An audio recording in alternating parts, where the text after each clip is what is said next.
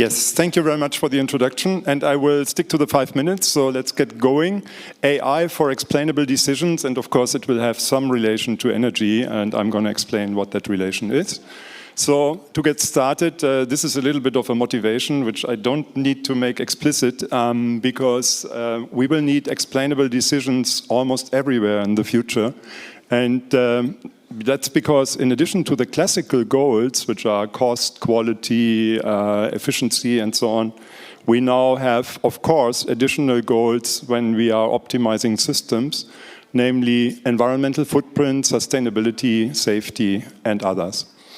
So decision-making is becoming more and more complex, and there are multi-objective conflicts, and this sign has shown changes, dynamics over time, so this is going to be dynamic decision-making over time, and explainable AI, that's the pitch today, will help you to understand the trade-offs that we are making. And just to give you an example, one of those informations, for example, could be constructed from the data. At the current stage, it's no longer possible to increase timber production without breaking a CO2 constraint. These are the things you want to know from explainable AI. I want to give you 2 examples which are illustrating this in a way. Let's start with buildings for energy. We want to optimize them for energy consumption, so that means minimize that. We want to optimize them for structural stability, maximize that, and we want to optimize them for comfort, optimize the comfort. I will show you a figure now that looks really complicated. So this is the kind of solutions that you find when you're optimizing buildings for these various different objectives, those goals. And it's pretty obvious that you don't see anything. You don't understand this figure, and I'm only showing you 2 of the objectives. The third one is even hidden. So what we want to do now is we want to analyze this cloud of possible solutions and understand, for example, that we can either have buildings which are structurally very, very well equipped, and they are very good in structural performance.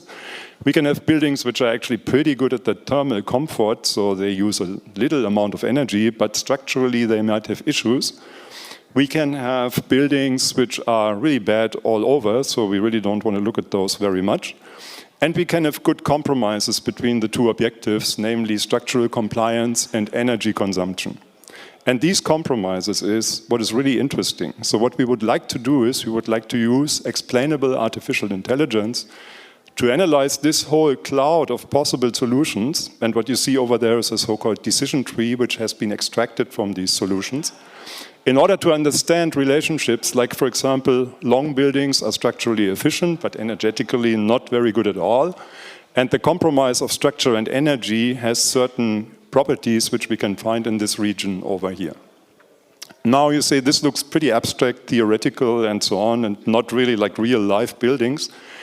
But indeed, you can use this to operate buildings for thermal comfort and energy consumption minimization. And this is an example where this has been studied, the Bauhaus.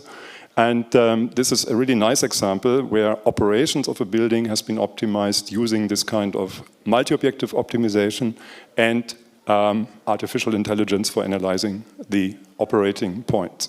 A second example, and then I'm done, is ships for light ship weight. So you want to minimize the weight of the ship while having a good capacity of the ship to operate. You want to minimize fuel consumption, and you want to maximize the uptime, the operational time of the ship. You will see a similar plot now, and again you think, oh my God, this looks really amazing, but I don't see anything. So you see 3 objectives now: uptime, which needs to be maximized, fuel consumption, which needs to be minimized, and this color gives you the light ship weight, which we would also like to minimize. So have a light ship that has a lot of uptime and needs a little amount of fuel.